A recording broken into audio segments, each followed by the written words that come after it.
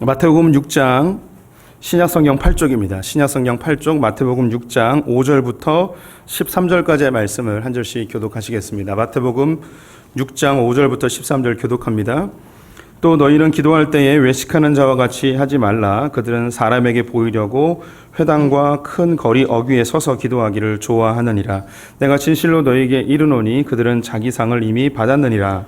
너는 기도할 때 내 골방에 들어가 문을 닫고 은밀한 중에 계신 내 아버지께 기도하라.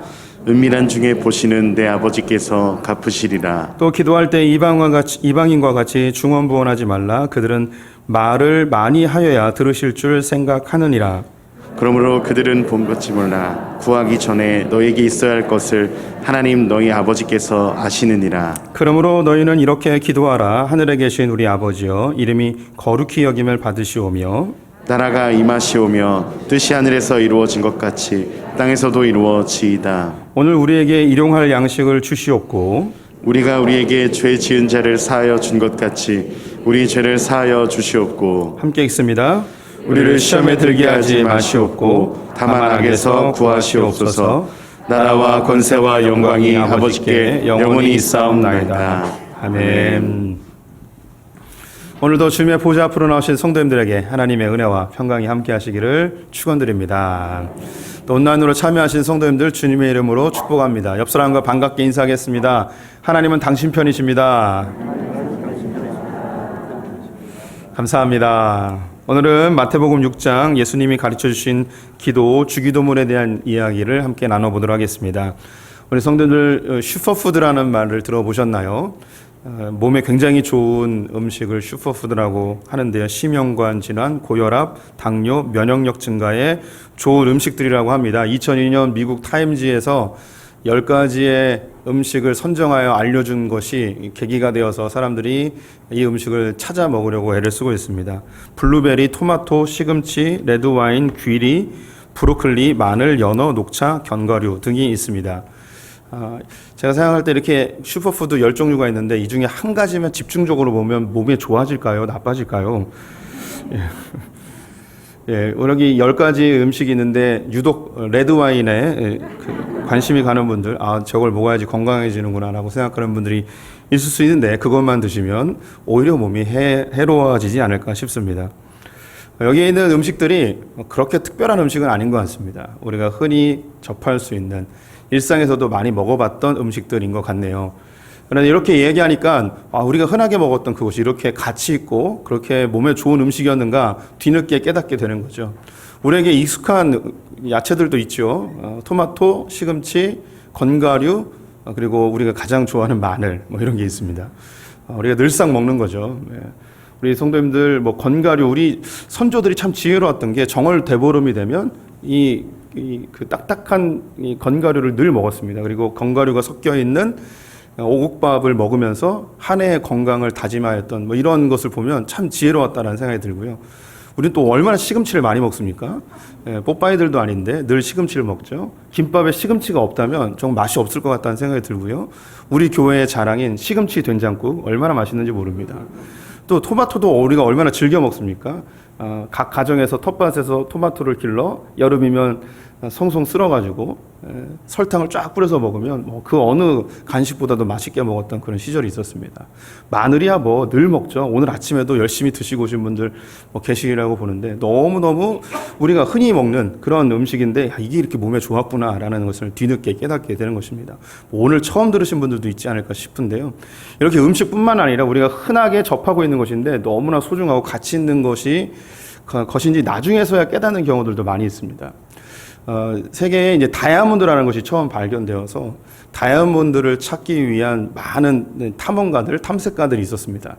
그러다가 남아프리카 맨 끝에 있는 남아프리카 공화국으로 이 서양에 있는 채굴 하는 사람들이 거기를 탐색하러 갔는데 한 산 밑에 마을에 갔는데 거기 있는 마을에 있는 꼬마 아이들이 우리로 이야기하면 공기처럼 돌을 가지고 놀고 있는 거예요. 근데 멀리서 봤는데 이 돌이 반짝반짝 되는 거죠. 신기해가지고 가봤는데 이 아이들이 갖고 놀고 있는 그 돌이 뭐였냐면 다이아몬드였던 거예요. 이 아이들은 자기들이 갖고 놀고 있는 그 돌이 뭔지도 모르고 너무 흔하게 있는 거죠. 그래서 물어봤어요. 이거 어디서 났냐고.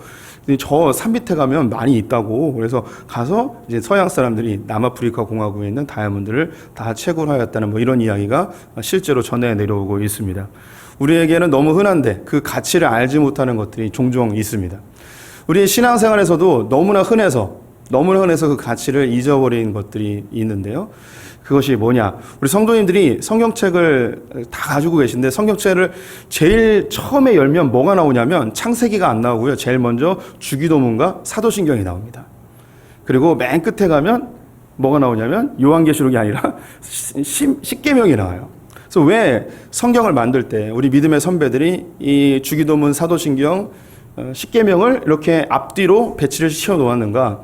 우리는 늘 너무나 익숙하고 흔하게 예배가 끝날 때마다 주기도문을 하고 예배 때마다 사도신경하고 또 십계명을 달달 외우고, 그런데 여기에 크리스찬 그리고 기독교의 제일 중요한 엑기스들이 담겨 있다는 사실입니다. 우리가 어떻게 기도해야 되는지를 주기도문을 통해서 알려주고 있고, 우리가 무엇을 믿고 있는지를 사도신경에서 알려주고 있습니다. 또 크리스찬들이 어떻게 살아야 되는지를 십계명을 통해서 알려주고 있죠.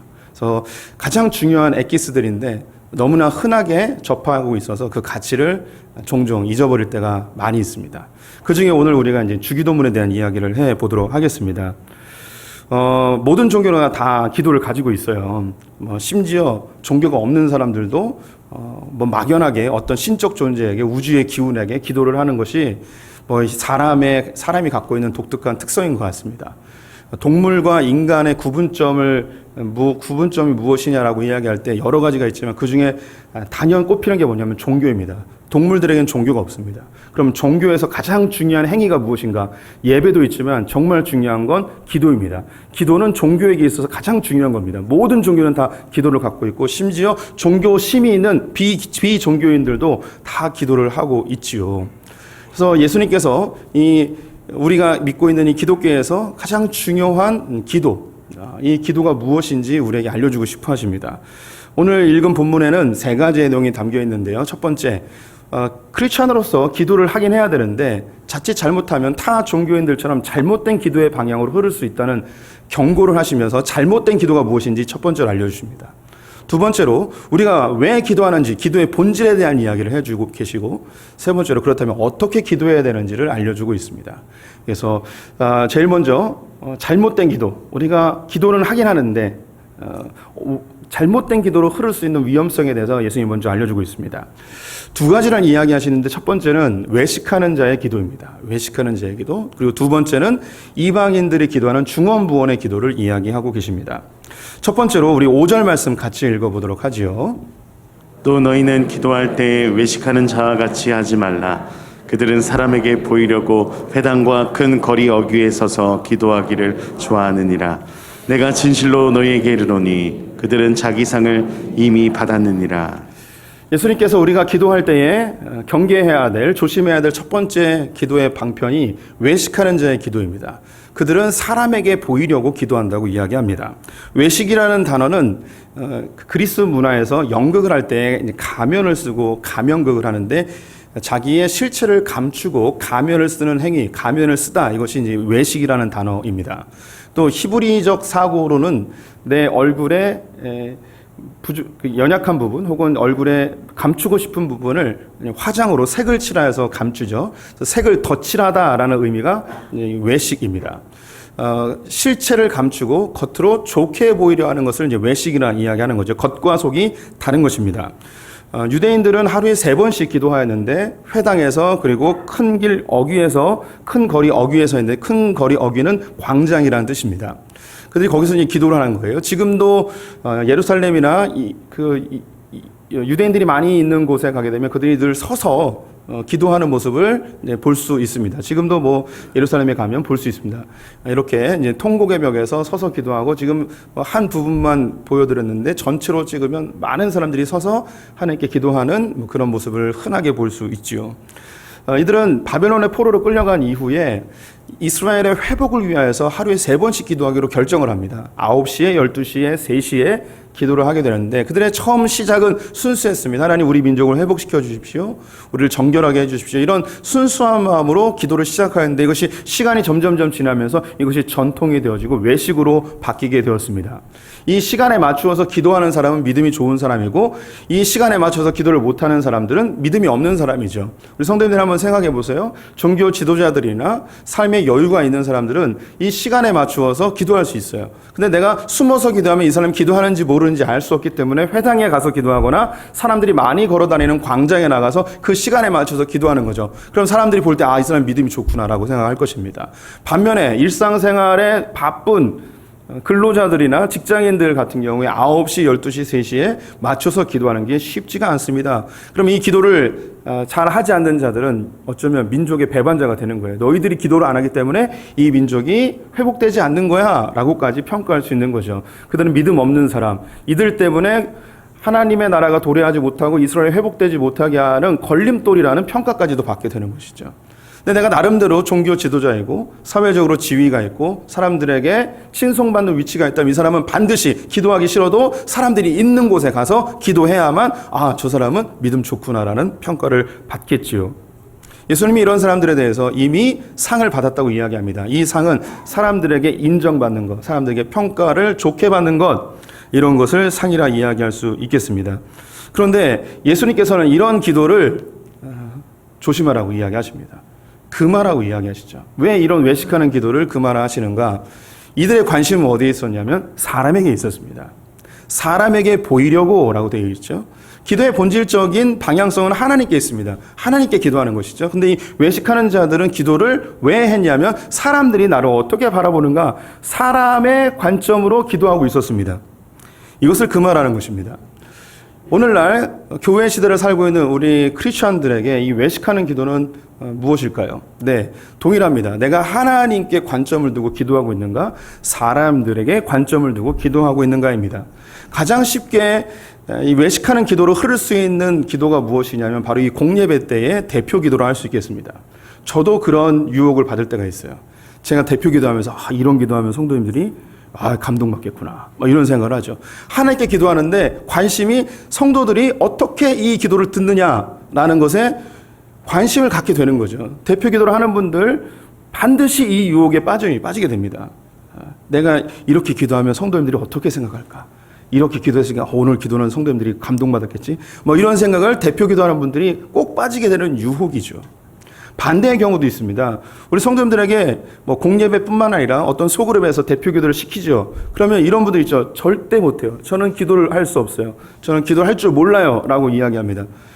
세상에 말을 할 수 있다면 모두 다 기도할 수 있습니다.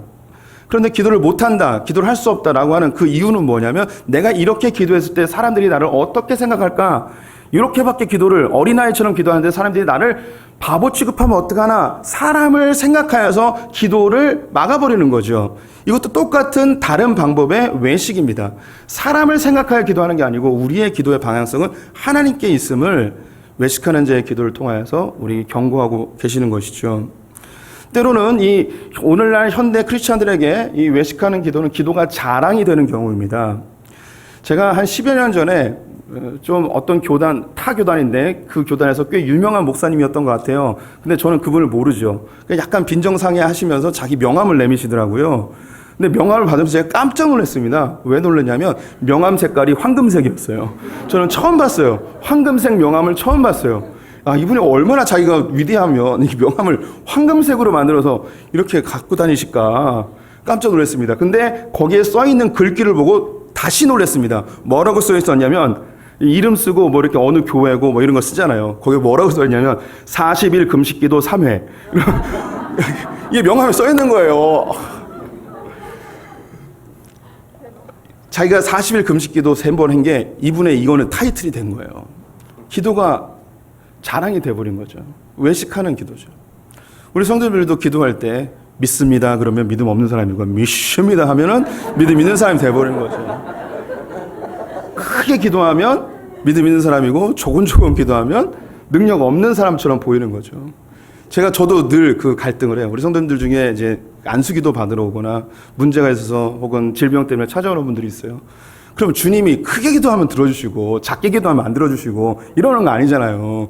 그러면 저는 작게 기도하고 싶을 때도 있어요. 그런데 기도 받는 분의 그 감정도 생각을 해야 되는 거예요. 목사님이 작게 기도하면 능력이 안 나타날 것 같은 그런 생각을 하시는 거예요. 그러면 어쩔 수 없이 크게 기도하고요. 또 손도 흔들어 줘야 돼요. 주여 믿습니다 해줘야지 이게 좀 뭐 영빨이 나오는 듯한 그런 외식하는 기도를 하게 됩니다.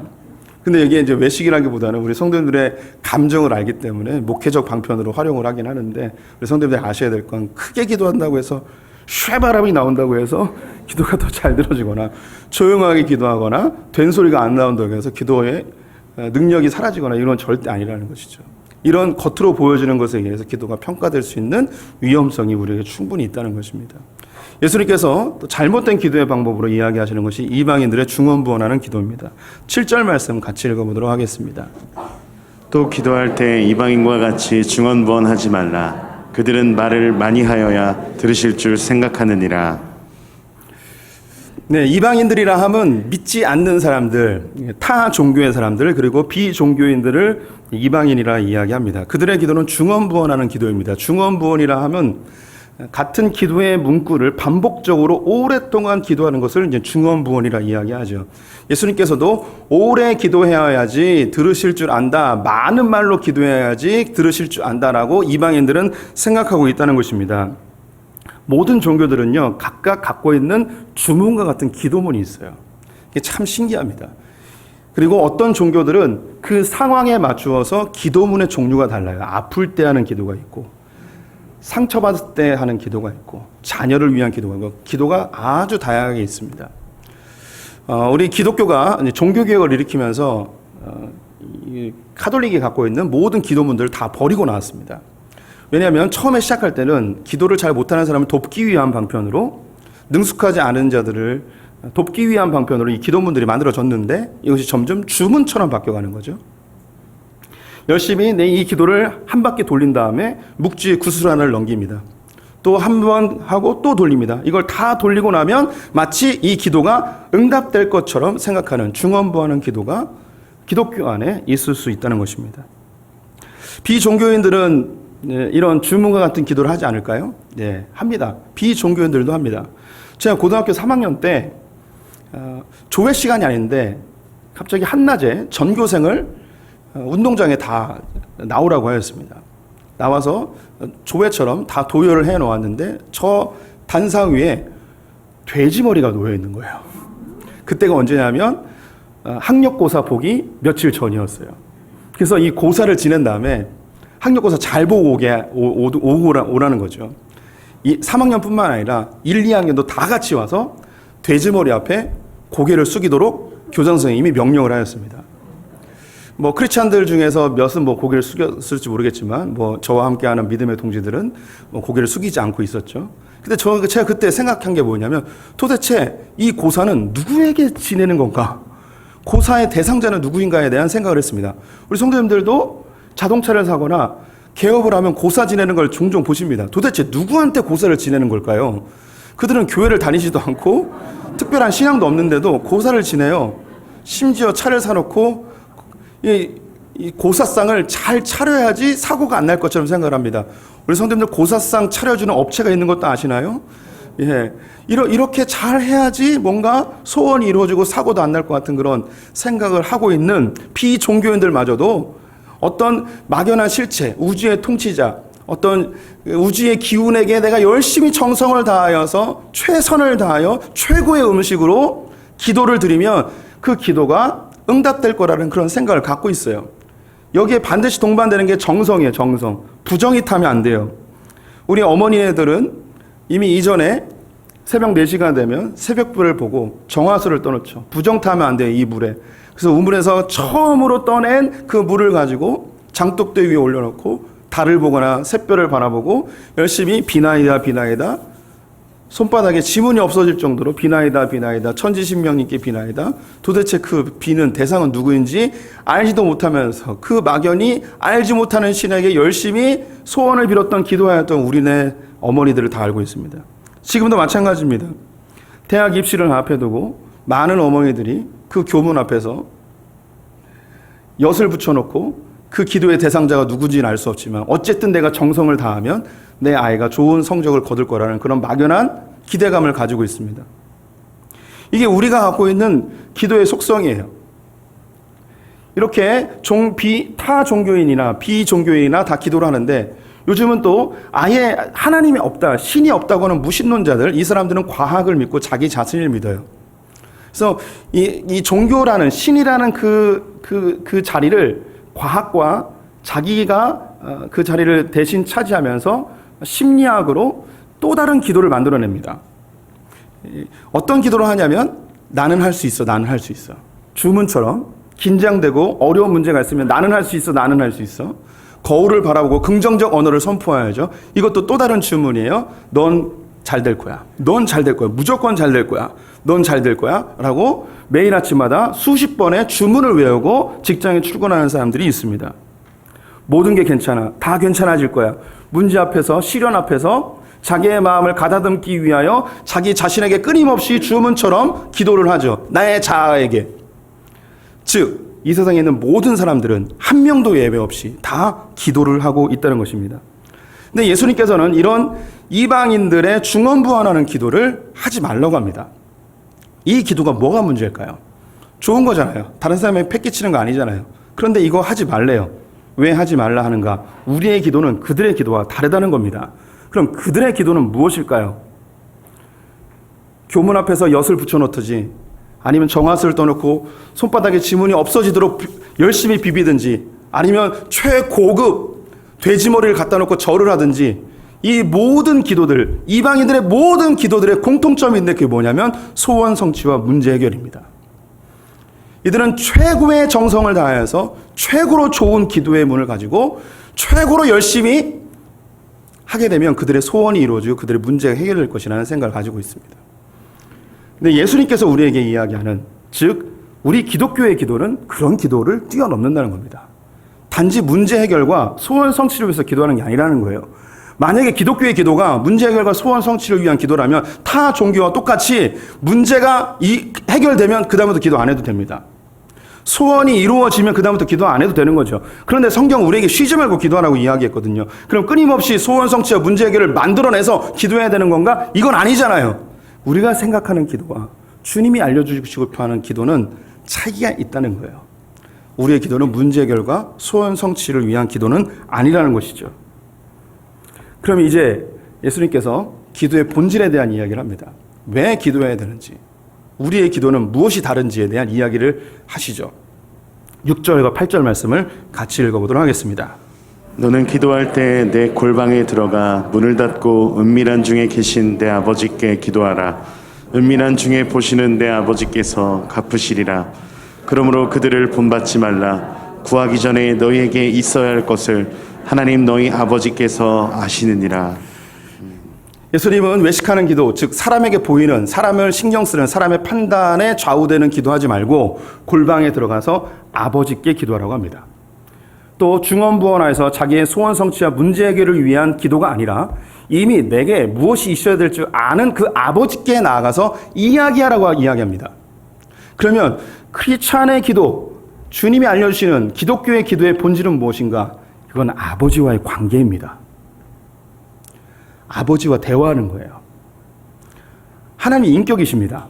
하나님은 똑같은 우리와 사람과 똑같은 인격자세요. 단지 우리의 소원과 우리의 문제를 이야기하는 그런 대상이 아니라는 거예요.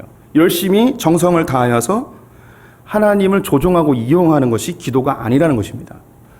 우리 성도님들 용어 정리가 좀 필요한데 성경은 이 용어를 헷갈릴까 봐 아주 명확하게 이야기를 해주고 있습니다.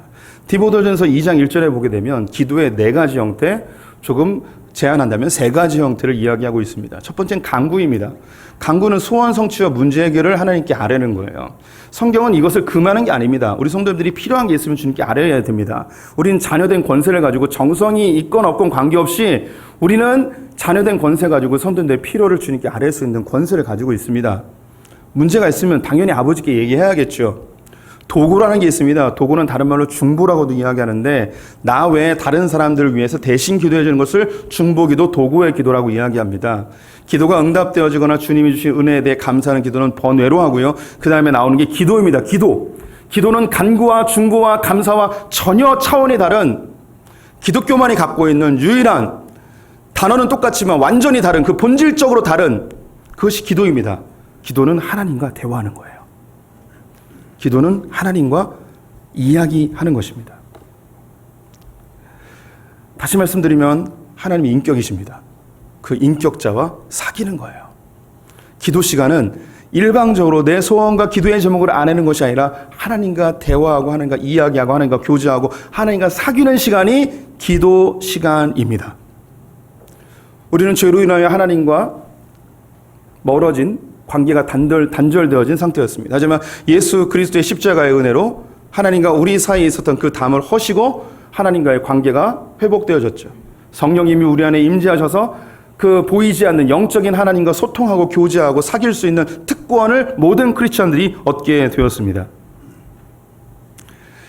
사복음서를 보게 되면 예수님께서 많은 사람들 만나시는데 병자들과 문제 있는 사람들을 만납니다. 우리가 볼 때 분명히 앞을 보지 못하는 사람인 걸 알 수 있어요. 걷지 못하는 사람인 걸 알 수 있고 문둥병에 걸려 있는 걸 알 수 있습니다. 근데 예수님께서 성경을 보시면 신기한 게 그런 문제 있는 사람들에게 가서 뭐라고 이야기하시냐면 내가 너에게 뭘 해주길 원하니? 라는 걸 묻습니다. 이게 말을 걸어오시는 하나님이에요. 이 세상 그 어떤 종교도 천한 인간에게 와서 널 뭘 원하니? 라고 묻지 않아요. 일방적으로 우리가 원하는 걸 그 신에게 다 이야기할 뿐 그 신이 찾아와서 너 뭘 원하니? 라고 묻지 않습니다. 왜 물어보실까요? 예수님 모를까요?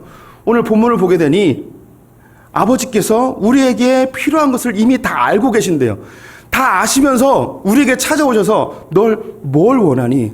내가 너에게 뭘 해줄까? 왜 물어보실까요? 말을 거시는 거예요. 대화하고 싶으신 거예요. 그냥 일방적으로 떠드는 게 아니고 주님은 우리와 대화하고 싶어 하시는 분이십니다. 우리 성도님들께서 여기 계신 분들이 기도의 시간을 얼마나 확보하는지 모르겠는데 사실 이 설교보다 더 필요한 건 기도하십시오! 라는 기도가, 이런 설교가 더 필요해요. 사실 우리 성도님들은 기도가 필요하신 분들이에요. 기도하는 게 더 중요해요. 뭐 소원 성취든 문제 해결이든 어쨌든 주님의 이름을 부르며 기도하시는 게 중요해요. 그런데 기도하되 잘 기도해야겠죠. 우리 성도님들이 삶에 문제가 있으면 주님께 물어봅니다. 주님, 왜 이런 일을 주셨습니까? 주님 이것 좀 해주세요. 이렇게 해주세요. 이렇게 주님께 물어볼 때가 있습니다. 해달라고 주님께 요청할 때가 있죠. 주님 이미 우리가 뭘 필요한지 아세요. 주님께서 왜 기도를 하라고 이야기하시냐면 대화하고 싶은 거예요. 그렇게 해서라도 대화하고 싶은 거예요. 그럼 주님이 어떤 문제에 대해서는 예스하고 즉각적으로 응답해 주실 때가 있습니다. 그래, 난 네가 그거 얘기할 때까지 기다렸어. 난 네가 그걸 얘기해 주길 바랬어. 네 입으로 아버지 나 이거 필요해요. 나의 아버지 이게 필요해요. 라고 나에게 얘기해 주길 나는 간절히 기다렸단다. 난 네가 뭐가 필요한지 다 알고 있어. 근데 네가 그걸 얘기해 주길 바라고 있었어. 나의 이름을 불러주길 원했어. 그때 예스라고 대답해 주시죠. 때로는 아무리 기도해도 주님께서 노라고 이야기할 때도 있습니다. 어떤 기도의 제목, 어떤 소원은 만약에 그것이 이루어진다면 내 삶이 완전히 망가지는 경우도 있어요. 우리 성도님들 로또 되게 해달라고 기도 많이 하시죠?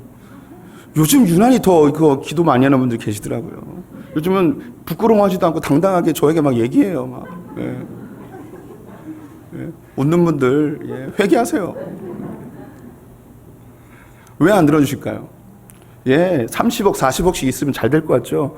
인생 망가지니까 안 주시는 거예요. 할렐루야? 아멘 안 되죠? 예, 줘 보십시오. 내가 어떻게 하는지 보여드리겠습니다. 라고 하시겠죠. 예, 주님은 우리보다 우리를 더 잘 아세요. 예.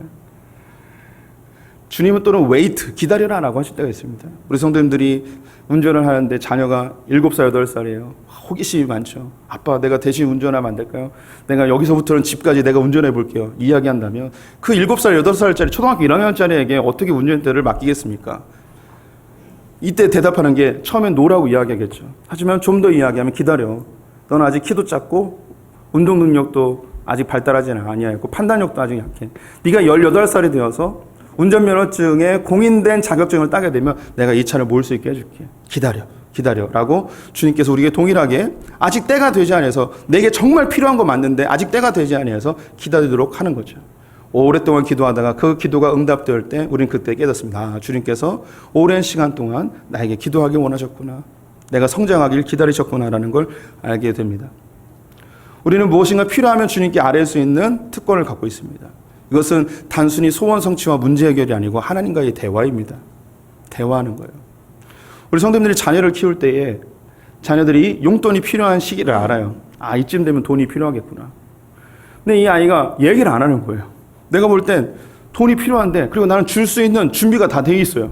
그런데 얘기를 안 해요. 그러면 부모님 무슨 생각할까? 나를 싫어하나? 나를 신뢰를 못하나? 내가 돈이 없어 보이나? 뭐 이런 생각을 하지 않겠습니까? 하나님도 우리 성도님들에게 무엇인가 주고 싶어하고 성도님이 필요한 걸 다 알고 계세요. 그래서 성도님께서 기도를 안 하면 하나님 어떤 마음이 들까요? 나를 신뢰 안 하나? 내가 그렇게 약해 보이나? 내가 없어 보이나? 주님 그런 생각 하신다고요.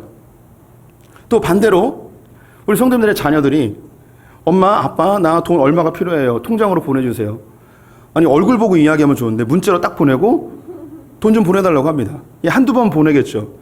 계속 그렇게만 이야기하는 거예요. 계속 문자로만 돈 좀 보내줘요. 돈 좀 보내줘요. 돈 좀 보내줘요. 다른 얘기 하나도 안 하고 돈 좀 보내줘야만 이야기하면 이 자녀에게 돈을 보내주겠습니까? 아니죠.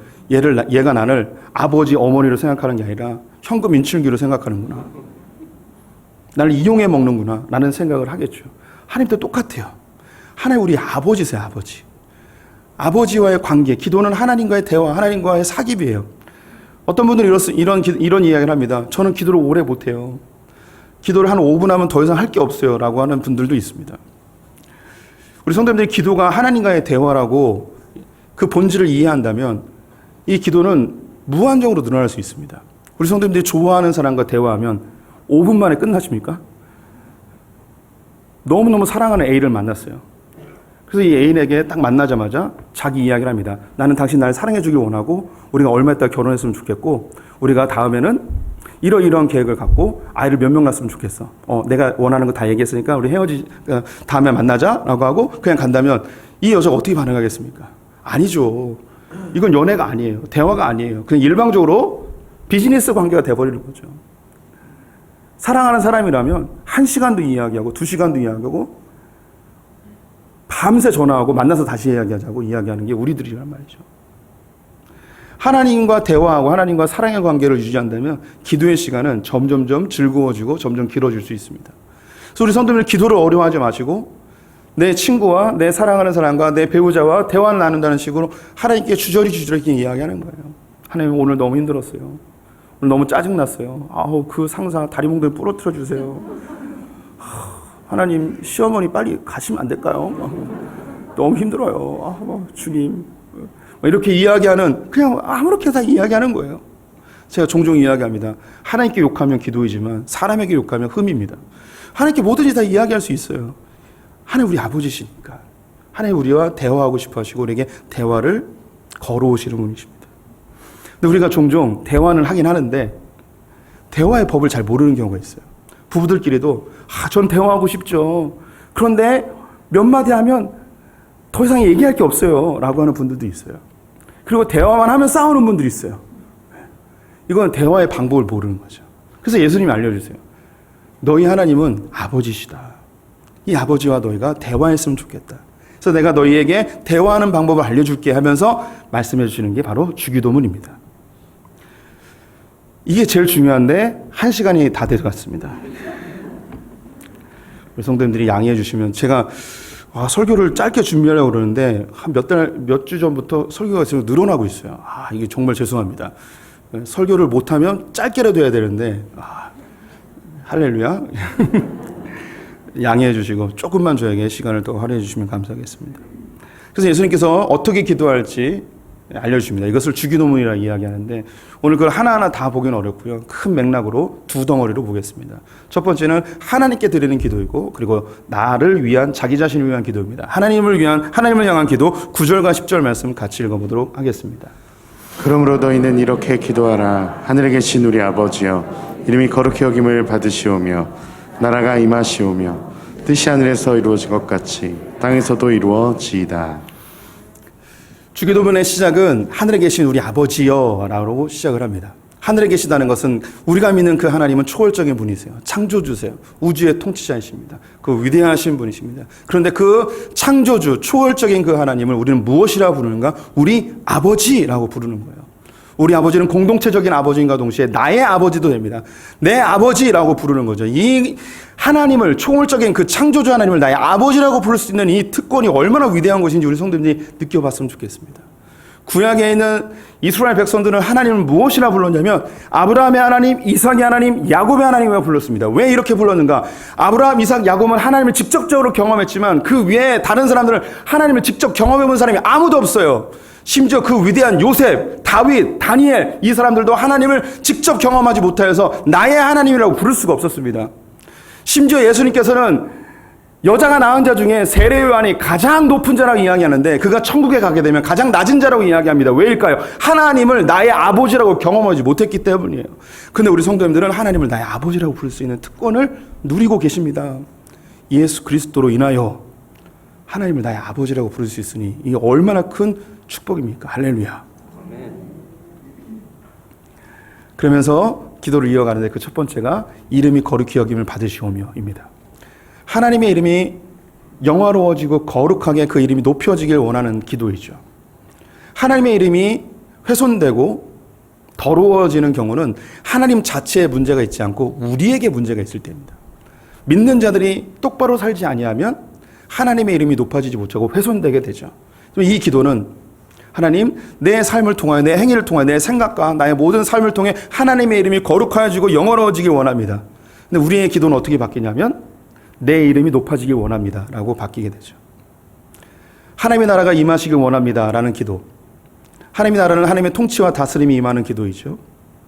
우리 성도님들의 삶에, 하나님, 나의 삶에, 내 가정에, 내 공동체에, 내 교회에, 내 직장에 하나님 나라가 임하길 원합니다 라는 기도를 해야 되는데 우리의 기도는 어떻게 변질되어지냐면 하나님, 내 왕국이 높아지게 해주십시오. 견고해지게 해주십시오. 내가 절대 망하지 않게 해주십시오 라는 기도로 바뀌게 되죠. 하나님의 뜻이 하늘에서 이루어진 것처럼 땅에서도 이루어지길 원합니다 라는 기도는 하나님께서 창세 전부터 우리 성도님을 향한 목적과 계획이 있습니다. 이 목적과 계획이 이 땅에서 완벽하게 온전히 100% 이루어지길 원하는 기도입니다. 저는 이 기도를 무척 좋아합니다. 하나님은 저를 창조하시어 이 땅에 보낼 때 저를 향한 목적과 계획이 있습니다. 그것이 나의 어리석음이나 죄악이나 나의 나태함을 인하여 하나님의 영광이, 하나님의 뜻이 온전히 이루어지지 않을까 늘 두렵습니다. 그래서 늘 기도하죠. 하나님의 뜻이, 나를 향한 주님의 뜻이 온전히 성취되기 원합니다. 저의 자녀들을 위해서도 기도하고 우리 교회 첫 예배를 드리는 모든 신생아들을 위해서 똑같이 기도합니다. 하나님이 이 아이를 통한 주님의 목적과 계획이 온전히 이루어질 수 있도록 보존하여 주시옵소서. 소풍교회를 향한 주님의 목적과 계획이 있는데 이 하나님의 목적과 계획이 온전히 성취될 수 있도록 이 교회를 성취하여 주시고 돌봐 주시옵소서. 그런데 우리의 기도는 어느 쪽으로 흘러가냐면 아버지의 뜻이 이루어지는 것이 아니고 나의 뜻이 이루어지게 하여 주시옵소서라고 기도하는 방향으로 흘러가게 됩니다. 두 번째 기도는 나 자신을 위한 기도인데 11절부터 13절 함께 읽어보도록 하겠습니다. 오늘 우리에게 일용할 양식을 주시옵고 우리가 우리에게 죄 지은 자를 사하여 준 것 같이 우리 죄를 사하여 주시옵고 우리를 시험에 들게 하지 마시옵고 다만 악에서 구하시옵소서. 우리를 향한 기도는 가장 본질적인, 가장 기초적인 먹고 사는 문제에 대해서 기도하고 있습니다.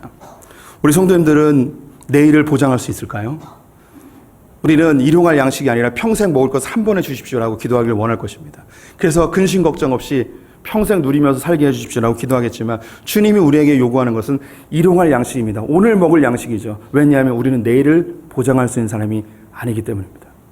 그 누구도 내일을 확답할 수 없습니다. 오늘 벗었던 그 신발을 내일 아침에 다시 신을 수 있을 거라고 그 누구도 장담할 수 없습니다. 우리는 매일매일을 주님의 은혜로 살아가는 존재들임을 절대 잊어서는 안 됩니다.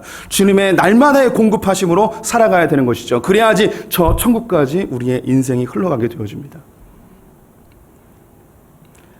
그 다음에 우리가 우리의 죄를, 우리에게 죄 지은 자를 사하여 준 것처럼 우리의 죄를 사하여 주십시오. 다른 사람의 죄를 용서해 주는 것이 전제되어질 때 주님께서 나를 용서해 달라는 것이죠.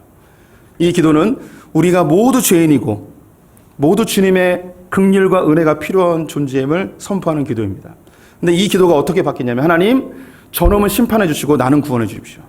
저놈은 진멸해 주시고 저는 저 사람보다 좀 나으니까 저는 살려주세요. 자기의 선과 악의 의로움으로 다른 사람을 심판하고 자기는 괜찮은 사람이라고 생각하는 이 자기 의를 파기하는 기도입니다. 우리는 모두가 다 죄인입니다. 저 사람이 용서받아야 되듯이 나도 용서받아야 되는 존재입니다. 우리는 철저하게 죄인임을 인정하는 이런 기도를 해야 되는 것이죠. 내가 죄인이고 그 사람도 죄인이라는 것이 인정될 때 우리의 관계는 보다 부드러워집니다. 마지막으로 시험에 들게 하지 마시옵고, 우리는 영적 전쟁의 현장에 살고 있습니다. 사단이 작심하고 우리에게 달려들면 우리 가운데 그 누구도 걸려 넘어지지 않을 사람이 없습니다. 우리의 힘으로는 이 영적 전쟁에서 승리할 수 없습니다. 하나님의 힘으로만, 주님의 보호하시로만 이 세상을 이겨낼 수 있다는 것이죠. 그런데 우리는 이 기도를 어떻게 변질시키냐면, 주님 저 믿으시죠? 저에게 100억 주시면 저 절대 타락하지 않습니다. 절 믿으시죠? 저에게 한번 맡겨주십시오. 자기 자신을 신뢰하는 그런 기도로 변질되는 것을 볼 수 있습니다. 주기도문을 알려주신 그 예수님께서는 이 주기도문대로 삶을 살아내셨습니다. 자기가 기도한 대로 살아내신 것이죠. 예수님은 십자가에 잡히기 전에 겟세마네 동산에 그의 제자들과 함께 올라가시며 그 제자들에게 이야기하기를 시험에 빠지지 아니하도록 기도하라 이야기하셨습니다. 예수님도 십자가를 앞에 두고 두려우셨습니다. 갈등이 있었습니다. 사단의 유혹이 있었습니다. 그래서 기도합니다. 주님, 시험에 들지 않게 나를 붙들어 주십시오. 예수님께서는 땀방울에 피가 배어나도록 간절하게 기도하셨습니다. 그러면서 기도했던 것이, 주님, 이 십자가가 주님을 영화롭게 하기 원합니다. 나의 죽음이 하나님을 영화롭게 하기 원합니다. 근데 이 쓴 잔을 내게서 거두어 주시되 내가 원하는 대로 하지 마시고 아버지의 뜻대로 해 주십시오. 아버지의 뜻대로 되기를 원하는 기도를 드리게 되죠. 그리고 십자가에 달려서 자기에게 손가락질과 침뱉음을 하는 그 사람들을 향하여 이야기하기를, 하나님 저 사람들을 용서해 주십시오. 주기도문에 있는 그 모든 기도를 예수님은 삶 전체를 통하여 이루어내시고 가시죠. 유일하게 한 가지 기도를 하지 않으셨는데, 나의 죄를 용서해 주십시오라는 기도하지 않으셨습니다. 왜냐? 예수님은 죄가 없는 분이었기 때문입니다. 주기도문을 바탕으로 기도에 대한 이야기를 길게 나누었습니다. 다 기억 못하셔도 좋습니다. 한 가지만 기억해 주십시오. 기도는 하나님과의 대화입니다. 기도는 소원 성취와 문제 해결이 아니라 우리의 삶에 있는 모든 것들을 하나님과 함께 대화하고 사귀고 만나는 장이 바로 기도의 시간입니다. 기도하십시오. 어쨌든 기도하십시오. 뭐든지 기도하십시오. 주님이 쉬지 말고 기도하라 하신 것은 주님은 쉬지 않고 들을 준비가 되어 있다는 뜻입니다. 기도가 익숙해진 분들 되셨으면 좋겠고, 또 기도하시되 주기도문대로 기도하는 분들 되셨으면 좋겠습니다. 시간이 좀 지났지만 우리 주기도문송 하시면서 예배를 맞추면 좋겠습니다. 우리 함께 다 함께 일어나셔서 이 찬양하기 원합니다. 하늘에 계신 아버지, 이름 거룩하사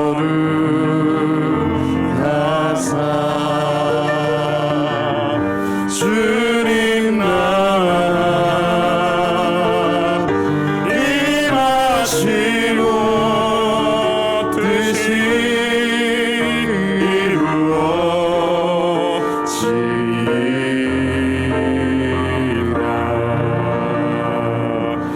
일용할 양식 주시고 우리들의 큰 죄 다 용서하시고 또 시험에 들게 마시고 악에서 구원하소서. 내게 주의 나라 주의 권세 주의 영광 영원히